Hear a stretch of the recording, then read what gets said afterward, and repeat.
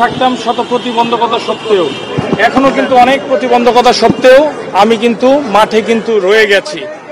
So আমি কিন্তু সত্যিকার অর্থে বলি, ইলেকশন যখন শুরু হয় আপনারা দেখবেন যে এখানে কিন্তু ক্যাটাগরি 3-এ 15 জন সাবেক খেলোয়াড় থাকেন। আপনারা দেখবেন এই সাবেক খেলোয়াড় বাছাই যদি আমাদের নারী জাতীয় খেলোয়াড়রা উপস্থিতি থাকতো তাহলে কিন্তু জিনিসটা আমাদের জন্য সর্বাঙ্গীন হতো।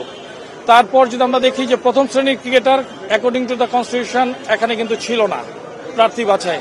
তো আমার মনে হয় বোর্ডকে আরো বেশি প্রার্থী বাছাইয়ে আরো বেশি সতর্ক হওয়া কিন্তু প্রয়োজন। সেই জায়গা থেকে আমি কিন্তু শুরু থেকেই অনেক বেশি ব্যাকফুটে ছিলাম। সো তারপরও আমি নির্বাচন করছি, এবং আজকে যদি নির্বাচনের পরিবেশ বলেন যে সুষ্ঠু ভোটের ক্ষেত্রে, আমি মনে করি এই পরিবেশটা রয়েছে। আর যদি গ্রহণযোগ্যতার কথা বলেন তাহলে যেহেতু ক্যাটাগরি 1 এবং 2-এ প্রায় 70% প্রার্থিতা প্রত্যাহার হয়েছে, সেই ক্ষেত্রে এই নির্বাচনের গ্রহণযোগ্যতা নিয়ে কিন্তু জনমনে প্রশ্ন থাকবে। এটাই এখন পর্যন্ত আমার অবজারভেশন।